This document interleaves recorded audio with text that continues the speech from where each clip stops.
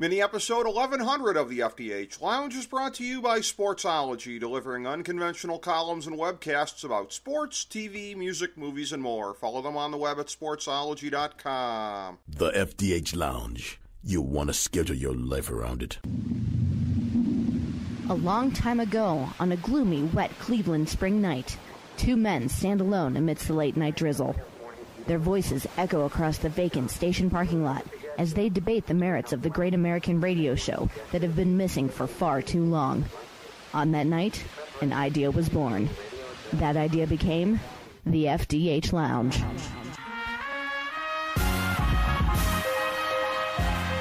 Welcome to the FDH Lounge. Hello, everyone. Welcome to FDH Lounge mini episode number 1100. This is FDH Managing Partner Rick Morris here today, and this is a very, very, very special segment that we have for you.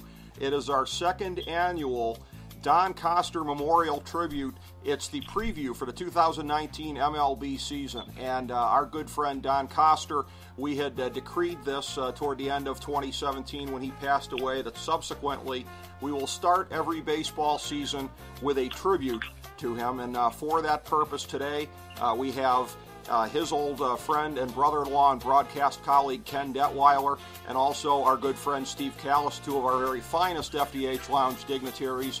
And for anybody that had tuned in last year, and for anybody that would like to know a little bit more about the background of this and why we're doing the segment in this way and as a tribute, I will refer you to mini episode number 961 when we kind of broke it down and went through the history of it. Don Koster, my fellow sidekick on the old show Life's a Pitch with Ken Detwiler on the Sports Talk Network circa, I believe, 2004 to 2006.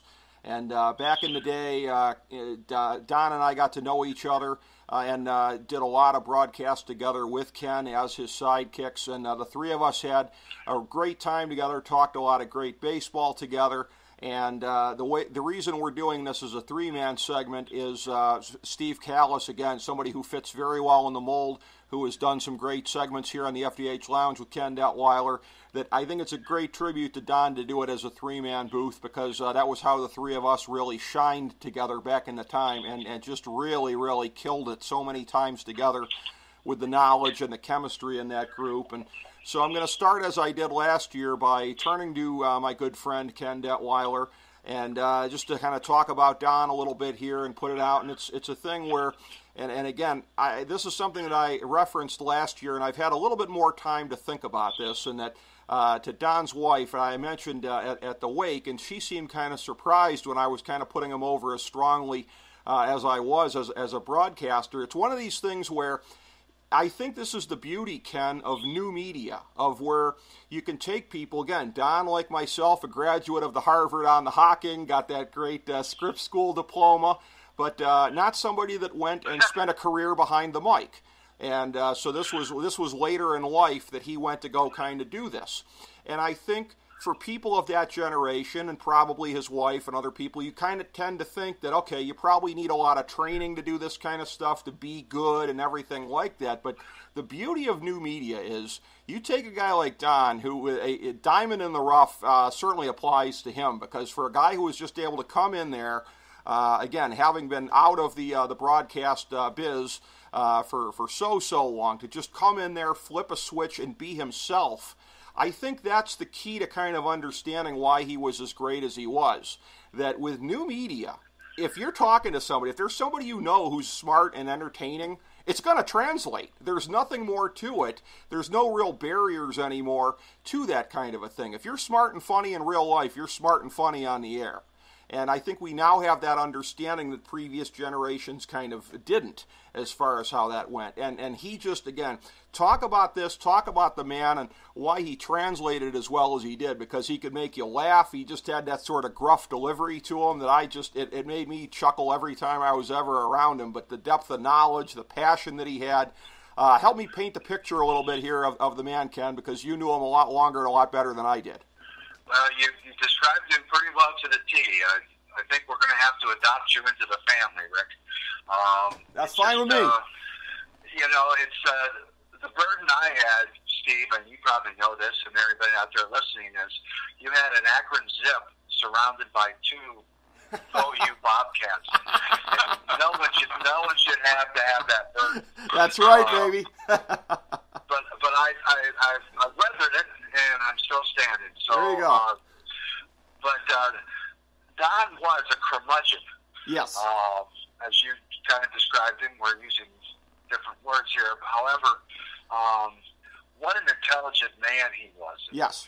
And well versed. He always read and always. He was the kind of guy, and maybe we all know somebody like this.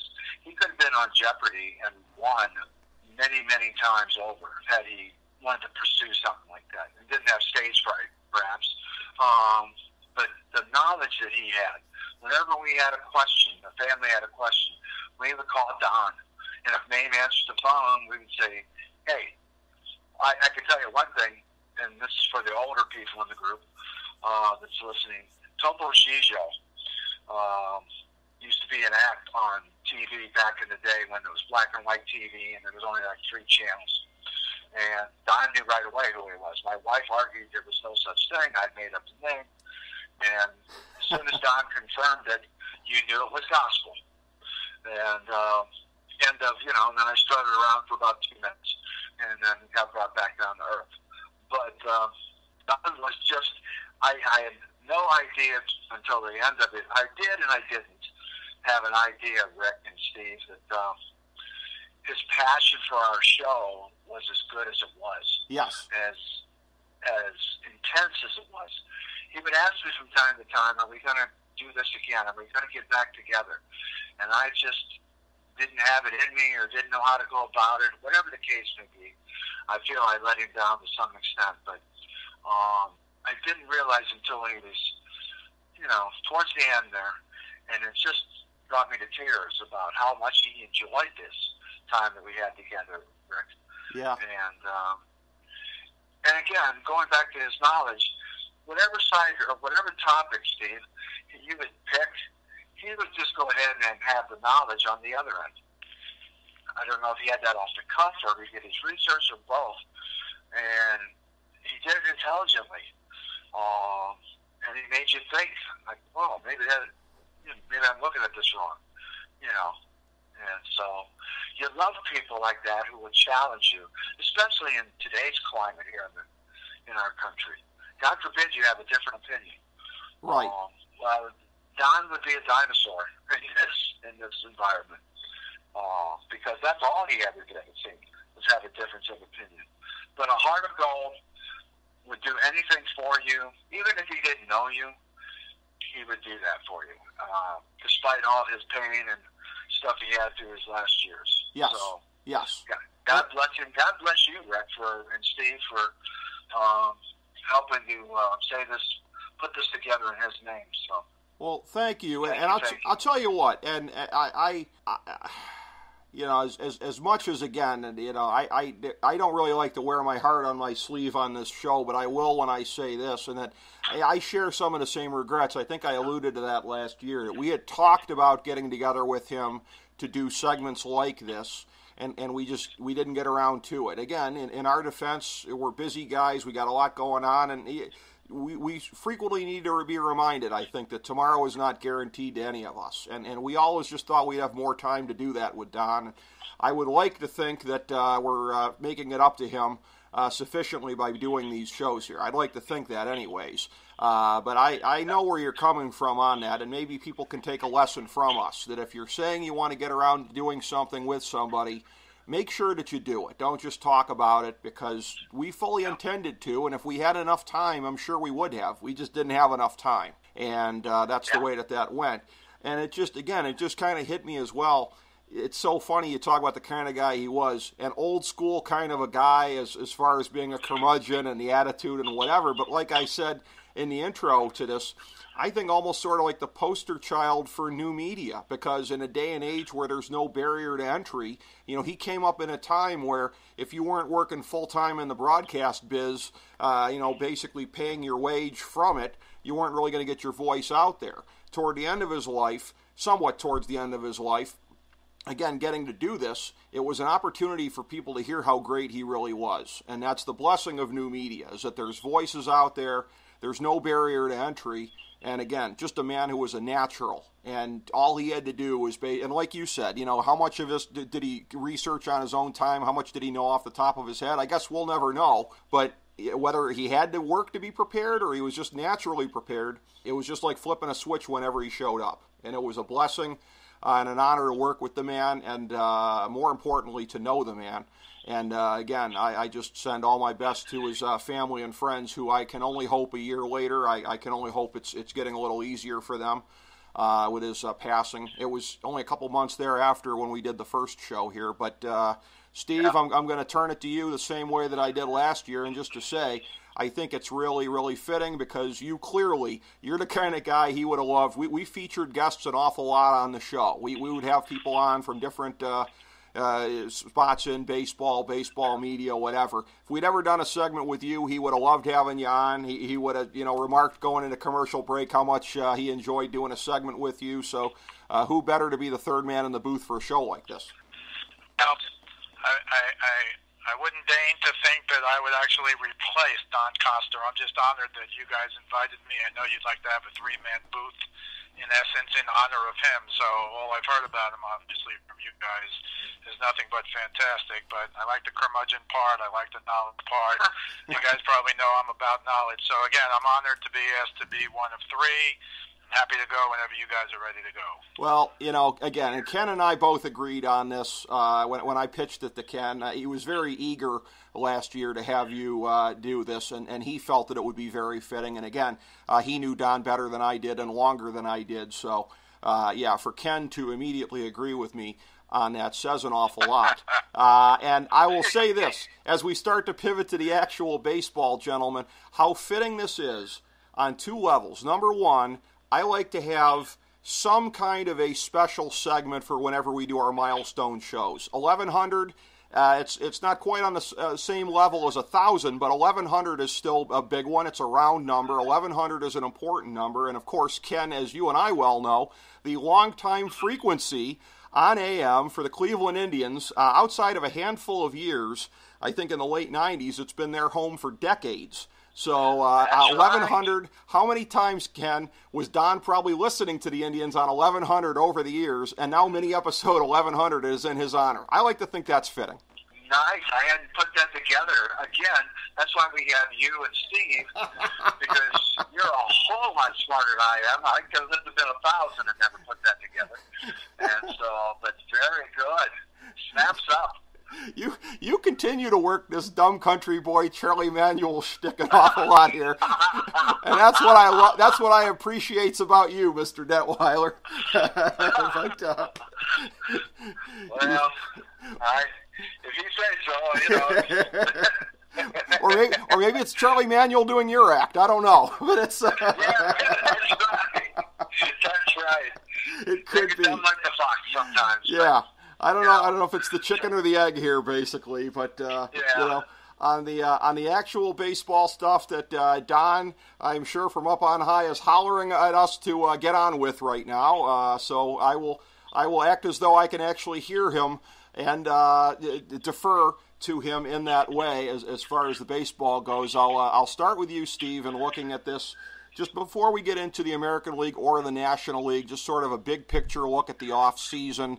And to me, the story of it was, not necessarily a tale of two cities, but if you look at the baseball player population and the available free agents, while it's not a literal geographical tale of two cities, it sort of is the haves and the have-nots. We've seen the logjam break in recent months here with Harper and Machado finally getting off the market. That then sets the market in recent days for Mike Trout's extension. So the big guys are always going to get paid, because in this day and age of overweening analytics, and it's hard to believe we need analytics to tell you don't pay Albert Pujols $1 million gazillion at his age, because who didn't know that was a bad idea for the Angels back then, and who didn't know it was a bad deal for the Tigers with Miguel Cabrera when they did it. But now analytics is making teams very cautious on this kind of stuff. The big cats are always going to eat.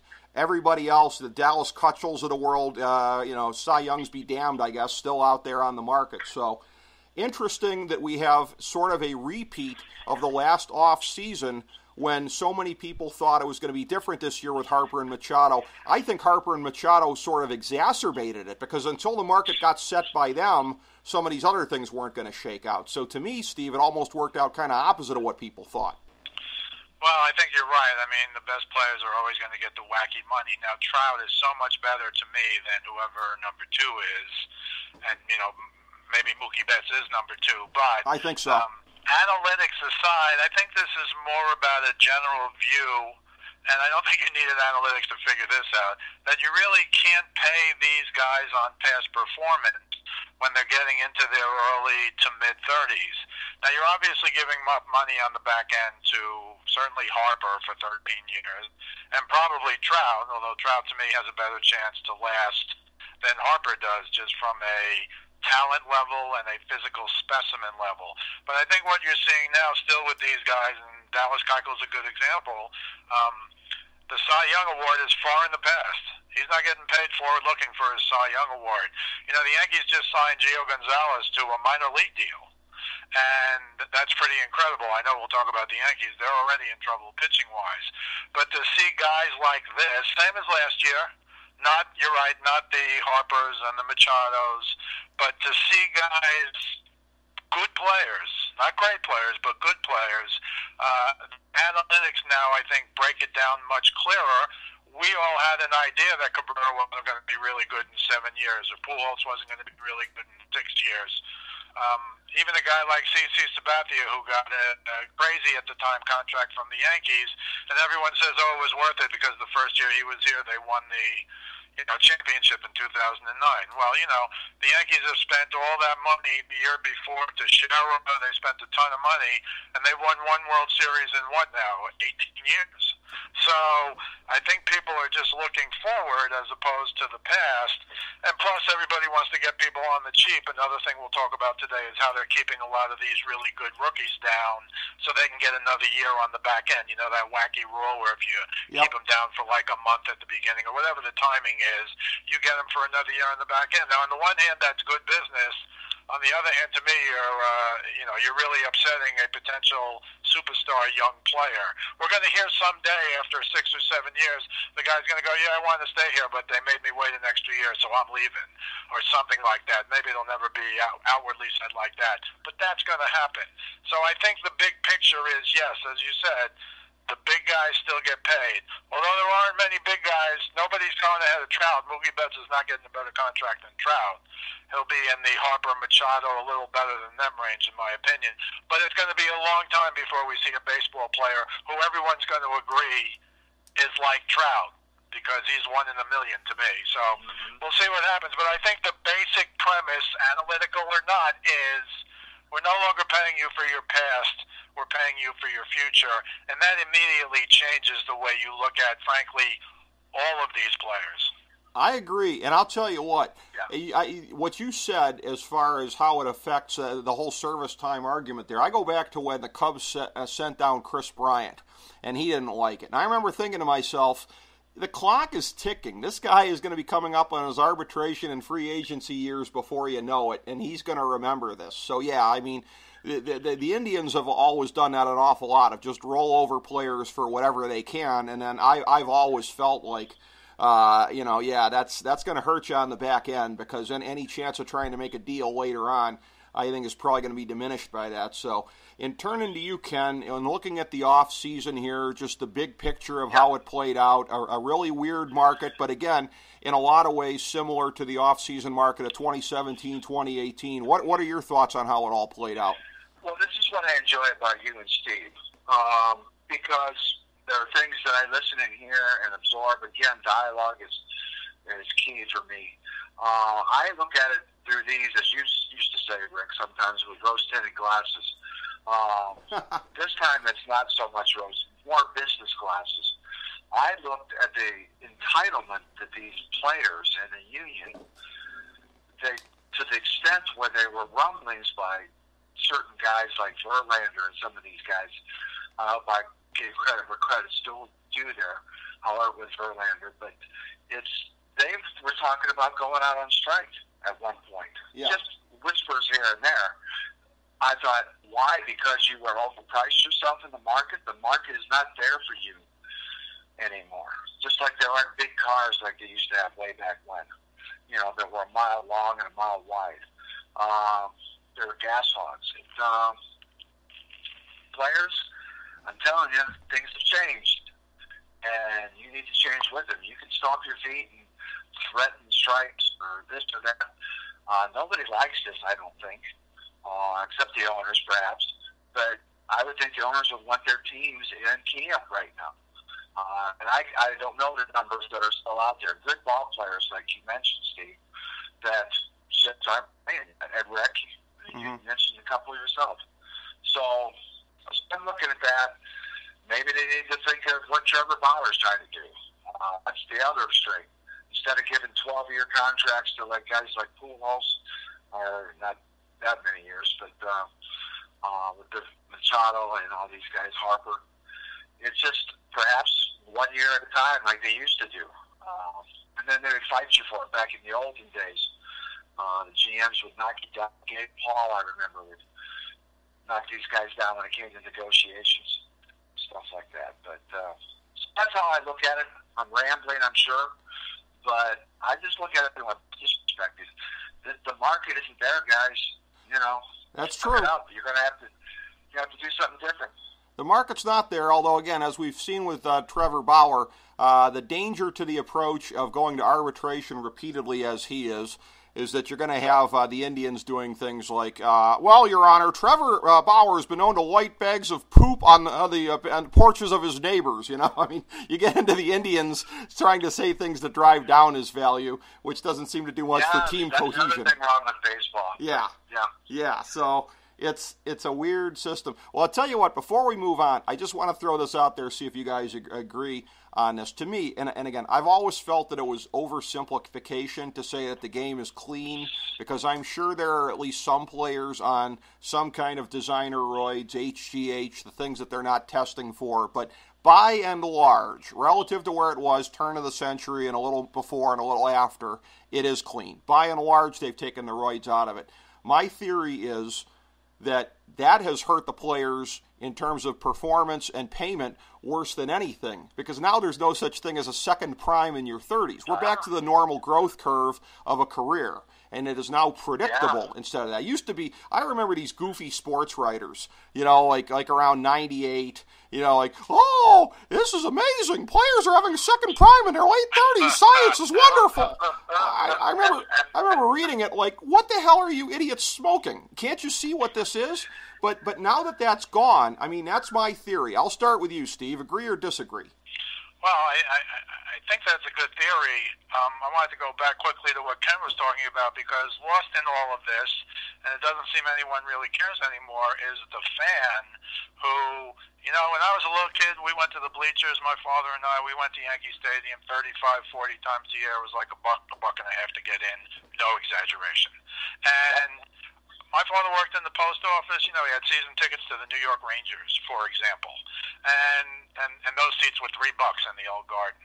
Now, when you go, I mean, I took my kids when they were growing up. We tried to go twice a year because it was like really a big deal, absurdly expensive, family of four.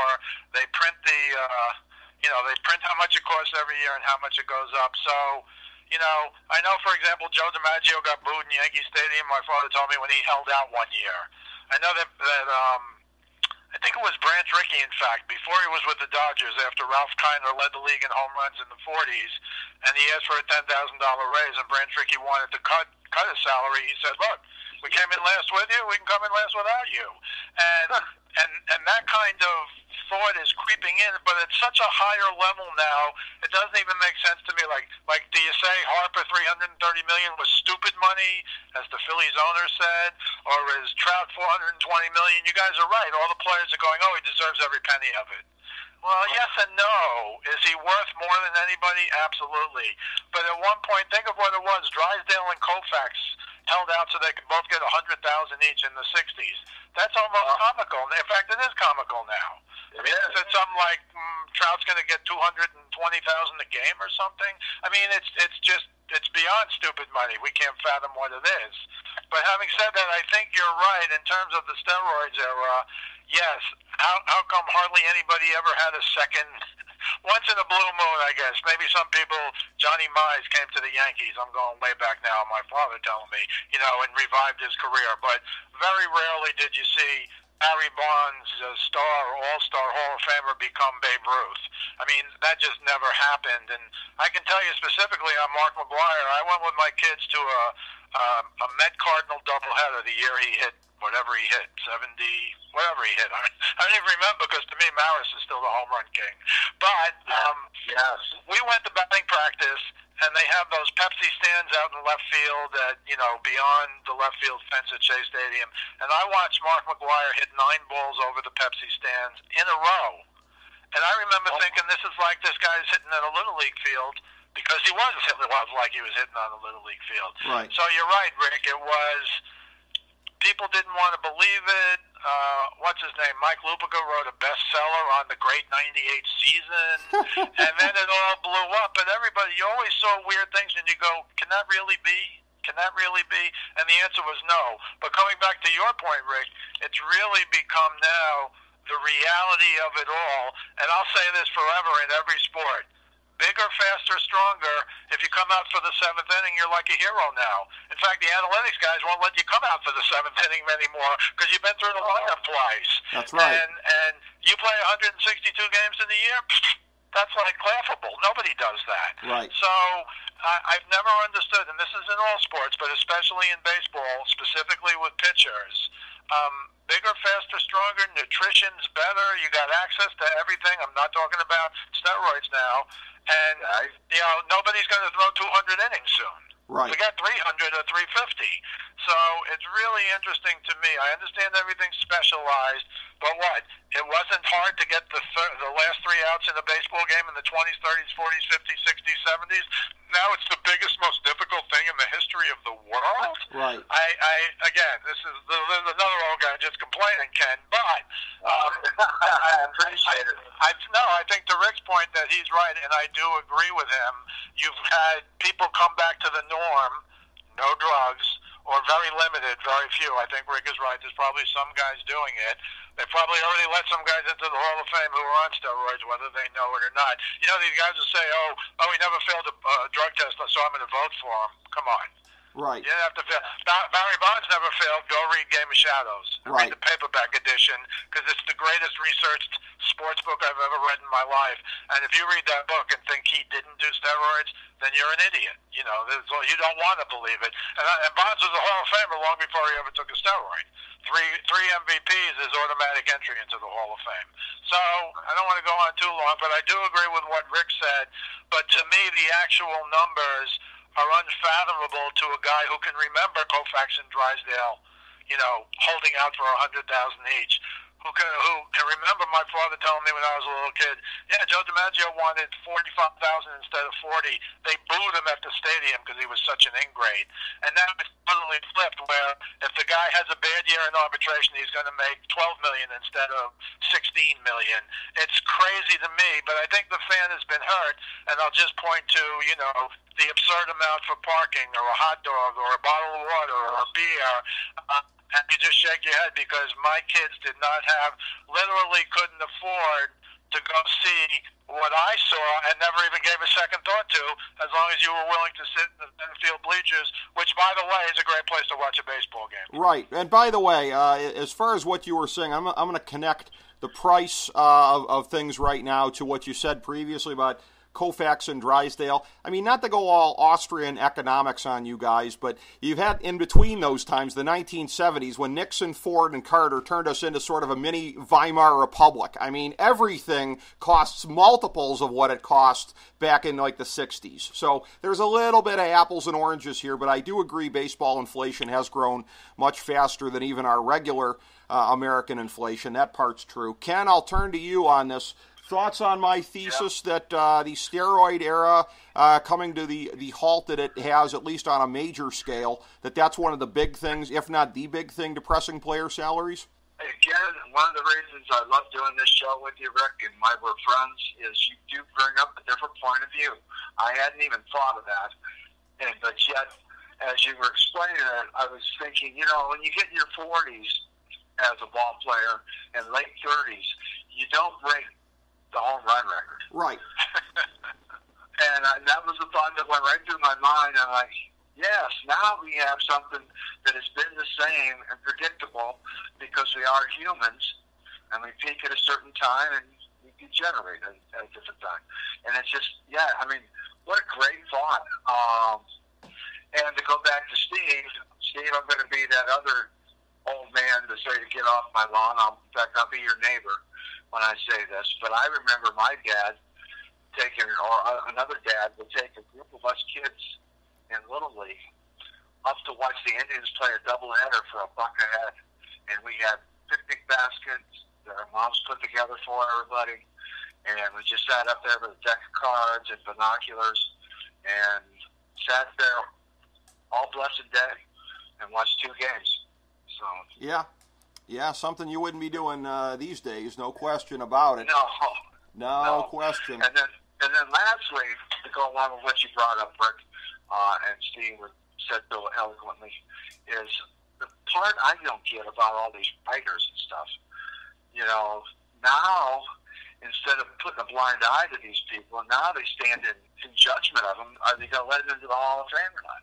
Yeah, and that remains the ongoing debate that is out there among so many. So, in looking at actually on the field right now, I'll start with you, Steve, and so we're about a half hour in at this point. So I think we're going to take each league sort of in one big kind of a chunk here. We'll start with the American League, where there is a lot of sameness apparently to where we ended the season, because it sure looks like 4 of the same 5 teams are going to be in the playoffs here. Question as to whether the Yankees or Boston will win the East. I have it being the Yankees by a tiny margin, but that could clearly go either way. 4 of the 5 teams you can probably pencil in right now. The Indians are very blessed to be in very possibly the worst division in any of the Big 4 sports in North America. The AL Central was certainly the worst division in Big 4 sports in 2018, and the Indians' glass jaw going into the playoffs really showed itself when they faced real competition. So could be more. Yeah, it could be more of the same there. I've got Minnesota as the wild card team joining them in here, but again, it just looks like it's going to be the same kind of oligarchs, I would think, in the American League in whatever order. None of the teams really did anything to beef up. The Indians probably took the biggest collective steps backwards, but once again, big margin of error in that dump of a division. But Houston seemed to about stay pat with where they were, more or less, adding a little bit here and there, Brantley among others, if he can stay healthy. The Yankees and Boston still have holes, but the Big 4, Steve, it seems to me, still tower far beyond anyone else. Yeah, I think that's right. It's frankly kind of lopsided. I actually have the Red Sox, believe it or not, finishing ahead of the Yankees, because the Yankees pitching to me is still, they've got the greatest bullpen maybe in the history of the world, I understand that, but their starting pitching, they're going into the season with Severino as their ace, and already he's out for at least the first few weeks of the season. And if you'll recall last year, he was an all-star first half and was terrible in the second half. And then, God bless CC Sabathia, it took him 3 years, but he did finally make the conversion from flamethrower to junk baller, for lack of a better term. But he's been adequate, but he had, forget his knee, he had a heart procedure this year. And, I saw an interview with him the other day. He feels great. He's throwing. He doesn't get tired anymore, which is good to hear. He said he got tired coming in from the bullpen to the mound, which is a little scary, not on a baseball level, on a health level. Right.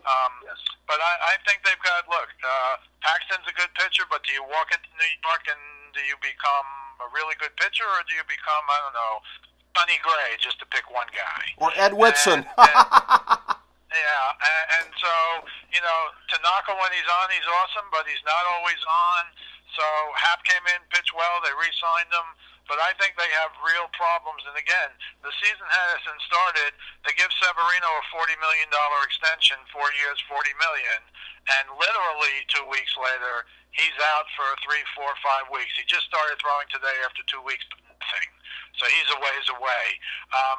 They give Hicks a 7-year, $70 million contract, and 2 weeks later he doesn't get one but 2 cortisone shots in his lower back. So if you know anything about back stuff and you know anything about cortisone shots, you know that's a problem. He's not playing 150 games this year. Not that anybody else is.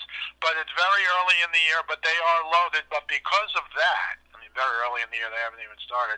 Because of that, I'm giving the edge to the Red Sox because finally Price was able to pitch in the postseason, for example. I'm just picking one guy. Sale is always faded in September and a few times in October, but he was hurt so much last year that he didn't have as many innings. That's an issue. But Eovaldi was the find of the year and the Yankee killer. So I still think they have those, and they have Porcello, who could be a Cy Young winner or a 15-game loser. You don't know. But I think they're very, very good, and I do think they have the second-best baseball player in the world, and that is Mookie Betts. So the Yankees have an incredible lineup, don't get me wrong. The Red Sox have an incredible lineup, but I'd give the edge to the Yankees.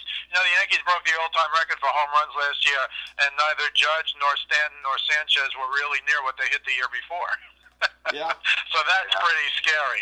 But I've got the Yankees beating the Red Sox. The Red Sox is a wild card. Of course, Cleveland, you're right. I mean, when you look at who they lost, they traded Yan Gomes, and they let Andrew Miller leave, which if he's healthy, he's great, not good.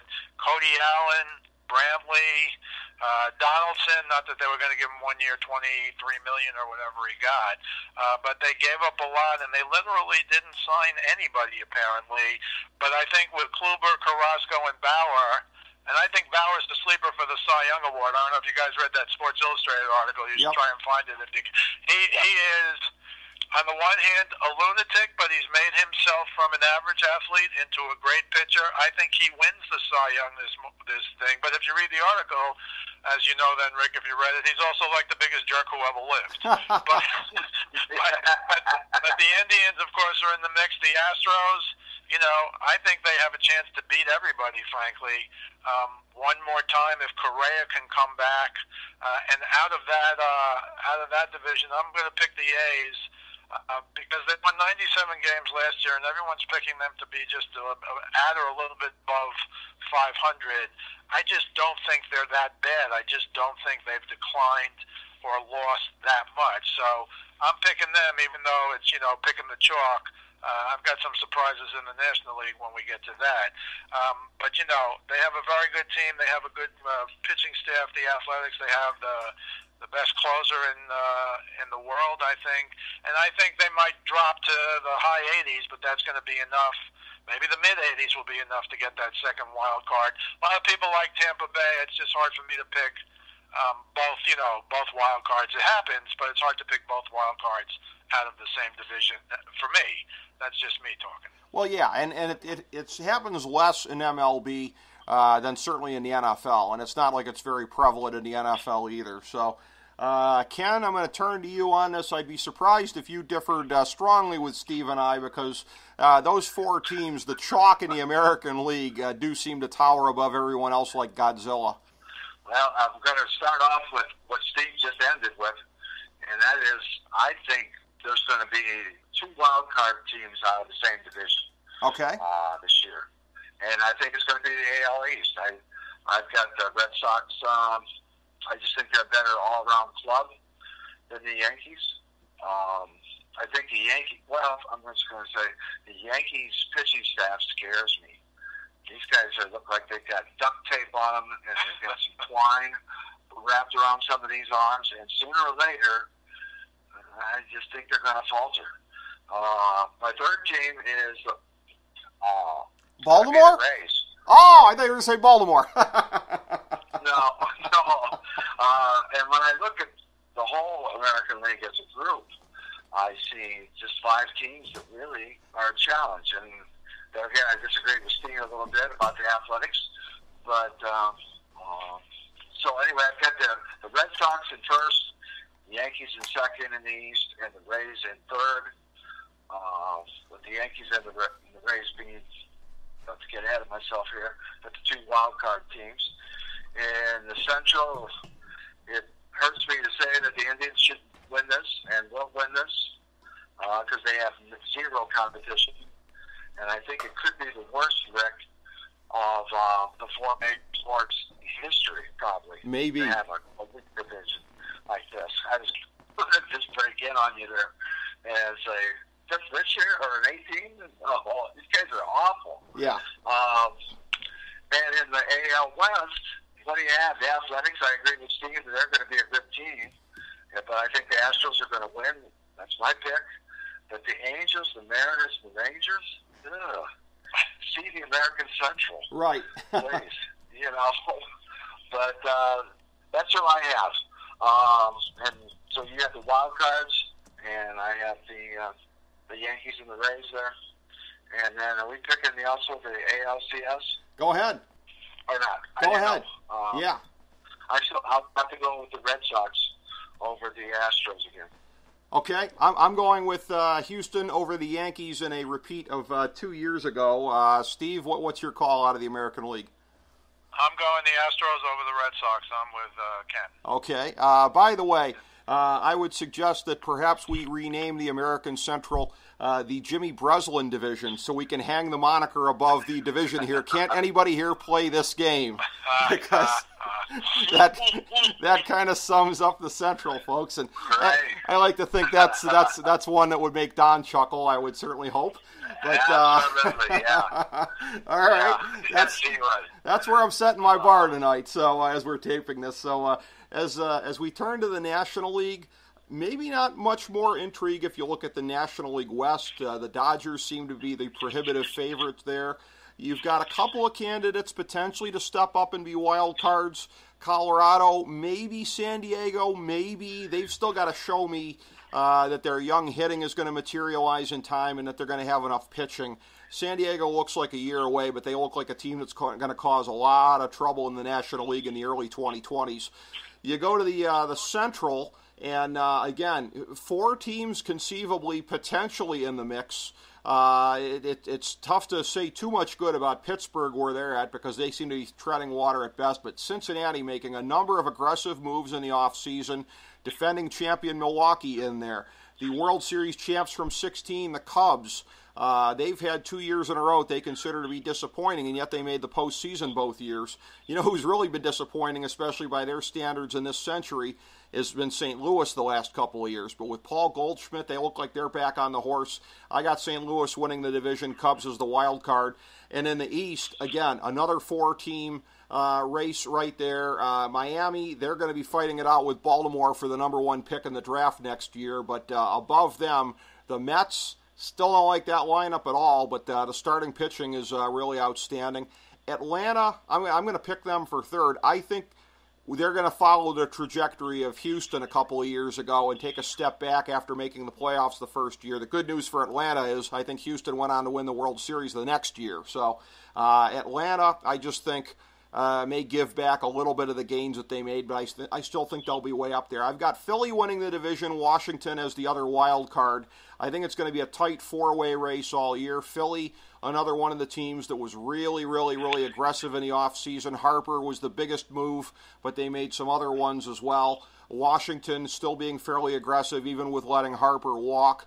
So the National League, to me, Steve, is really, really, really fascinating. You've got almost all of the drama in baseball this year, aside from maybe the second AL wild card berth, and whoever wins the American League East between the Red Sox and the Yankees, because obviously now that matters. You want to stay out of the one-game playoff. But to me, Steve, the Lions' share of drama in baseball this year is confined to the NL East and the NL Central.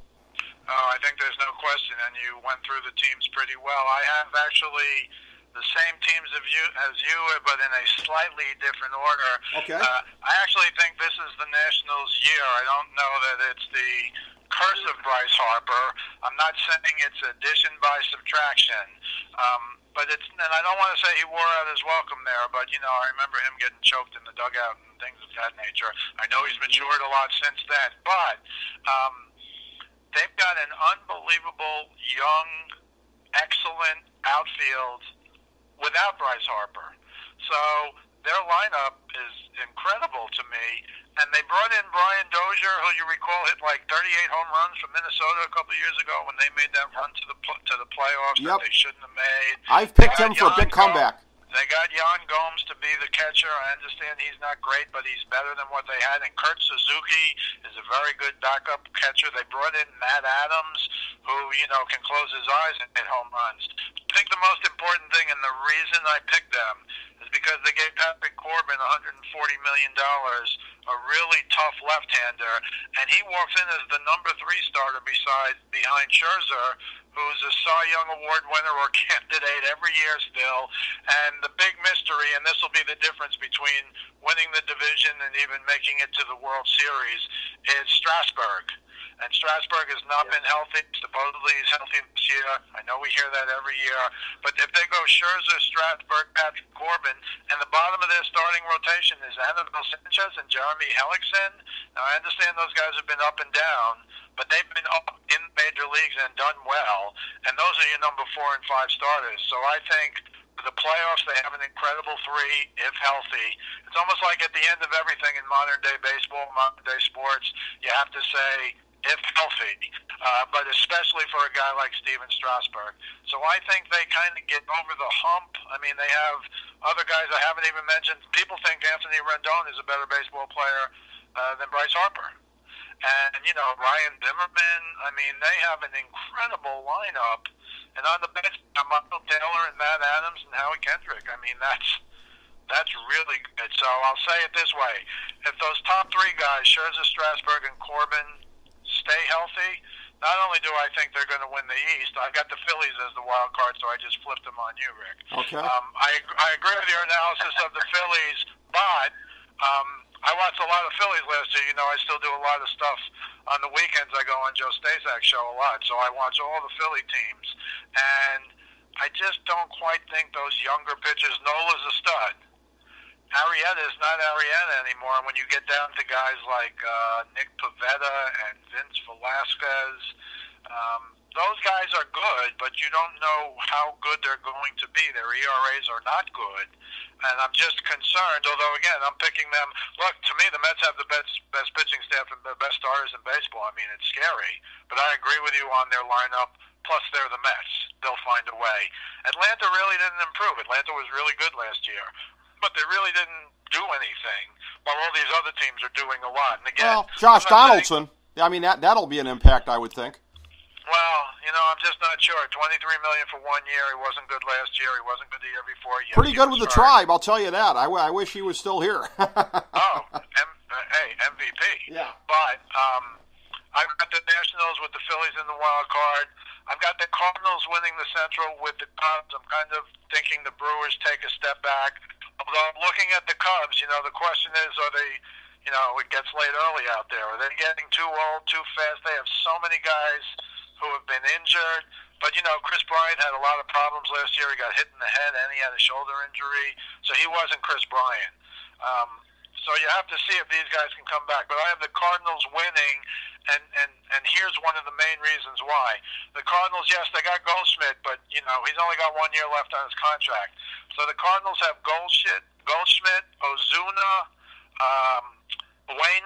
Adam Wainwright, and Waka. Those 4 guys are in the last year of their contract. So they're literally a win-this-year team. Yes. Because you don't know who's going to be there next year. They also have Carlos Martinez, who's coming back from the shoulder. He's unbelievable. If you get a chance to watch him pitch. They got a ton of good pitchers besides Wainwright and Waka. Right. So I think this is their year. Yeah, you're right. They've been, down. But, you put Goldschmidt in the middle of that lineup. Ozuna comes back. Yadier Molina is still the best defensive catcher in baseball. Carpenter was, after that horrific start, he was unconscious for most of the year. So I've got them, and I've got the Cubs expecting these guys to play better and the pitchers to hang on for one more year.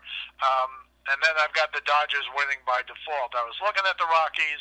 I just don't think they have enough. But the Dodgers, I give them no chance in the postseason. I don't know. I guess they had to give Kershaw 3 years, $93 million. Kershaw is not Kershaw anymore. And he's never been Kershaw. I'm a guy who said, I think Koufax is the greatest pitcher who ever lived. And I saw him pitch a lot when I was a little kid. When the Mets were even in the Polo Grounds, not far from where I grew up with, but even when they were at Shea, my father took me. Nobody went to see the Mets in the early '60s to see the Mets. Oh, no. My father was like, "Oh, you have no idea what it was like. I mean, the Dodgers, the Giants, and the Yankees was the greatest thing in the history of the world." So we'd go to see Mays. We'd go to see Marichal. We'd go to see Koufax and Drysdale. We'd go to see Maury Wills. Nobody would go to see Clemente. Nobody went to see the Mets. That's like, if you hear that, they had diehard fans early on, that was like a joke. They were horrific. They weren't bad. They were horrific. Now, the late 60s, they became the Miracle Mets, fantastic. But these guys, I've said that Kershaw in the regular season has been like Sandy Koufax. That's blasphemy to a lot of people. And then I say, I think Koufax is the greatest pitcher who ever lived. But don't ever mention Koufax and Kershaw in the same name in the postseason. He's horrifically bad. Koufax had an under 1 ERA in the postseason, and he played for the, you recall, hitless Dodgers. So yes. I think he's pretty much done. And now he's already got this issue early in the year. He's only averaged like 24, 25 starts a year the last 3 years.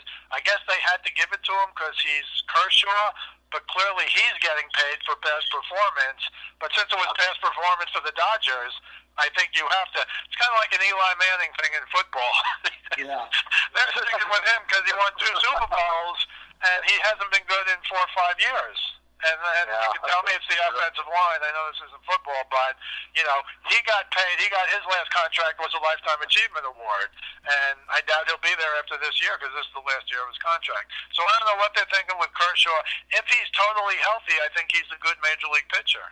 But he's not Clayton Kershaw, and he never was in the postseason. Everybody loves him so much, and he's such a great guy that he pitches okay in the postseason. No, he's finally done it. He's over the hump. He's over the hump. And then he goes out for the next start and gets, five earned in 3 innings or whatever. So I think the Dodgers are good enough, again, almost by default. I don't think the Rockies can beat them. I was thinking about picking them, but I think the Dodgers make it by default. I think they have I think their window has closed, and maybe the Los Angeles Dodgers and their fans don't know that. That's just my opinion. So I've got, just because you went back to the American League, I've got the Astros, believe it or not, coming out of the American League, and I've got the Nationals coming out of the National League, and I've got the Astros coming back to 2 years ago, winning that World Series. Okay, well, here's what I got to say about that, because I'm going to say I got the Dodgers over the Phillies in the NLCS, and I got the Dodgers, which should sound familiar, those 2 teams in the NLCS. I got the Dodgers over the Astros in the World Series breaking through. I'm going to tell you this. I think Clayton Kershaw is still an all-star level pitcher, although not the pitcher of his generation anymore. And guess what? He only has to be the number 2 pitcher because Walker Buehler is happening now. That guy is this is going to be a year where he builds on what he did last year. A blue chipper coming up the same way Kershaw was. You heard it here first. Walker Buehler is going to dominate the National League. I think this is the year the Dodgers put it all together. So there's our picks. Ken, I'm going to turn to you. Break down the National League for us here as you see it, big picture, and bring it around to your World Series picks. I will. Okay, thank you. Yeah. Well, we'll start off in the NL East. Let me present it a different way. Okay. As I was looking at this today and thinking about what I was going to say and what we were going to talk about, I find 4 teams that really intrigue me in the National League. And so that's how I'm going to approach it. I find the Mets with Mickey Callaway and that pitching, Steve, as you mentioned, and some of the young kids, the team they're putting together, I just think they're going to be extremely fun to watch this year. And I think quietly the Marlins are putting together a team of unknowns for the most part. So those 2 teams are 2 of the 4. The Reds, they've got a new face on their team. What's going to happen? I'm very curious to see that. And of course the Padres. Some things that they do, I just scratch my head. So I'm interested in seeing what they have. As far as the Diamondbacks, Giants, and Pirates, crickets. Yeah. As far as I'm concerned. But and then that brings us into these teams that can win the leagues. In the East, again, I've got the Nationals, the Braves, and the Phillies in that order. Okay. The team that's also curious to me, guys, is the Phillies, simply because I'm like you, Steve. Something doesn't sit right. It's like you had a nice dinner, but then all of a sudden you go, well, wait a minute here. You know what I'm saying? Right. It's just, I know they're spending money. I know they got this and that, but it just doesn't feel right. The Braves, I like what they've done, and I still don't think they're there. And again, it's like Steve and I talked before we came get on the air here tonight. The Nationals have an awesome team, top to bottom. They really do. And so that's the East. I have Nationals first, Braves second, and Phillies third. Okay. Yada, yada. Central, I've got the Cubbies winning it. And part of this is with my heart, and let's add a little bit, quite a bit with what I see. But I want to see that Cubs team, as much as it hurts me to say this, Rick, to get into the World Series again. Okay. And because I like Bryant, I like Rizzo, you name it. These guys, Baez, these guys are phenomenal. And I just want to see if they can get magic a second time here, maybe more from the heart point of view. Mm-hmm. But the Cardinals, again, I agree with Steve. The Cardinals are coming back. The Cardinals are the Cardinals. They've done what they had to do. They took a little bit longer this time because they've had a couple of dry years. But they're back. They really are. And the Brewers, I mean, last year in the playoffs, everybody just picked apart their flaws, and I don't see that they fixed many of them that they had. Yet they won, and so I've got them in third. I've got the Cubs first, Cardinals second, Brewers third, and the other guys, so much. Okay. For them. The West, I've got the Dodgers winning it, the Rockies being a challenge. Padres, I said earlier, very curious about them. The Diamondbacks, the Giants, see the American Central. Yeah. I would defer back to that again. But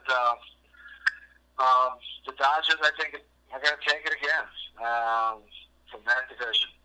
And what I have for two wild card teams, I've got the Cardinals and the Braves. And then in the NLCS, I've got the Cubs over the Nats. And then for the World Series, I've got the Cubs winning. Again, my heart's speaking more than my eyes, I guess. But I've got the Cubs over the Red Sox in the World Series. Well, Cubs-Red Sox, that'll definitely pop a rating, no question about that, having those two teams in there. And that really is a lot to behold as far as if that comes about. That'll be just what Rob Manfred and MLB would have ordered, which, speaking of Rob Manfred, we had discussed this off here, just to put a bug in everybody's ear about this to be thinking about. We are going to reconvene this crew some point, I believe, early in the season, and we'll compare and contrast what we're seeing this season with what we're going to see next season with some of the rules changes that are coming in 2020. There are some radical things that have been talked about, some radical things that we know are going to be implemented for 2020 in an attempt to try to make the game more interesting. And again, it has dragged, I think. I mean, at the risk of sounding like one of these whiny millennials, I think there are things that they need to do to make the game more palatable outside of us hardcores into the mainstream, but are they going about it the right way? We will debate and discuss that at a point here in the near future. But again, tonight was about taking a look ahead at this season and doing so in the spirit and a memory and as a tribute to our good friend Don Koster. And as I said last time when we did this, the last mini episode where we broke this all down, the first annual Don Koster Memorial Tribute, mini episode number 961. Check that out if you want to hear a little bit more about Don and a little bit more about our thoughts. That there were shows that were sort of like precursors to the FDH Lounge at the Sports Talk Network. Certainly Life's a Pitch with Ken Detwiler was one of them. Certainly Sunday Night Submission, where I was one of the the fifth Beatles on that show. That was kind of one of them. We had a couple shows there that had the spirit and the energy of it. The FDH Lounge is just different in the sense that we talk all subjects. Nothing is off topic. But the discussion we're having here tonight is completely interchangeable with what you would have heard on Life's a Pitch with Ken Detwiler. That's how great that show was. That's how much it fed into the spirit and the energy of the FDH Lounge. So while Don Koster did not become an FDH Lounge dignitary, he was sort of one of those proto-dignitaries, Ken. The shows that helped lead to it. Certainly Reality Check with my good friends Ron Glasnap and Dave Adams, the first show I ever did at the Sports Talk Network. That show was proto-FDH Lounge to its core, certainly. So, very fitting for us to do this show here tonight with Steve in honor of Don, because this is completely reminiscent of all the stuff we did on your show back in the day, Ken. Yeah, well, thank you. Thanks for the kind words. I just, I find myself kind of like what we talked about earlier. You know, the older I get, and maybe this is just nostalgia here, but I really enjoy Steve, you, and Rick, and the fact that you include me with this, because this is exhilarating. I learned from both of you, and this is a great game to talk about, and that's why we did Life's a Pitch. But it was just like, I'm going to say like Don did. It means a lot to me, and thank you both for including me. This was awesome. Well, absolutely, and we're going to do this tribute every year going forward till at least one of the three of us gets planted 6 feet under. So we'll keep this tradition going, and in Don's name and in his honor. And as we said last time, Steve, and as we said at the top, so fitting to bring you in for it here. Very, very much so, because the way that you honor a man like Don Koster is with some great baseball talk, something he would have enjoyed, and something I know he is enjoying from another place far north of here, and it wouldn't be the same without you being a part of it, Steve, so thank you. Well, again, I greatly appreciate it. It's an honor for you guys to ask me. I'm honored to be on, and I'm happy to do it in memory of Don Koster, because it just sounds like it would be the Beatles if he was around, because I think we'd be 4 peas in the pod. But I enjoy doing this stuff, and I'm thrilled you guys asked me, and I'm happy to do it for as long as we can do it. Well, that with Don, we'll have to put a bookmark in that one, because that's going to take until all three of us cross over to the other side, which hopefully a long time in the future. I'm in no hurry, as I know you guys aren't. But when we do when they're taking the roll call at the pearly gates and the three of us are answering present and accounted for along with Don Koster, then you'll have that to look forward to, Steve. In the meantime, we'll leave the light on for our good friend Don Koster. And again, just a tribute to a great man, and one that Ken and I and friends and family really loved. A great man and a great person to talk baseball with. And again, what could be a better tribute than what we brought here with this taping today. Thank you guys for being a part of this, and thank you everybody for tuning in to our second annual Don Koster Memorial Tribute and our preview of the 2019 MLB season, mini episode number 1100 of the FDH Lounge. As we bring the show to a close, we would like to extend our deepest gratitude to NBC, CBS, ABC, Fox, all Clear Channel affiliates, TNT, TBS, USA, UPN, Deadspin.com, YouTube.com, YTMND.com, MySpace.com, various blogs, Fox News, CNN, CNBC, MSNBC, IamBoard.com, Billboard.com, Google.com, ESPN, ESPN2, ESPN News, ESPN Classic, NBA TV, NFL Network, Sports Time Ohio, Athlon Magazine, Comedy Central, Cartoon Network, The Boomerang Channel, QVC, BET, The Spice Channel, Steno Notebooks, Manwich, Papermate Office Supplies, waitresses, strippers, bartenders, garbage men, janitors, microwave popcorn, the writers of The Office, Scrubs, Entourage, My Name is Earl, Oz, Metalocalypse and the Boondocks, Aquafina, and the Periodic Table of Elements.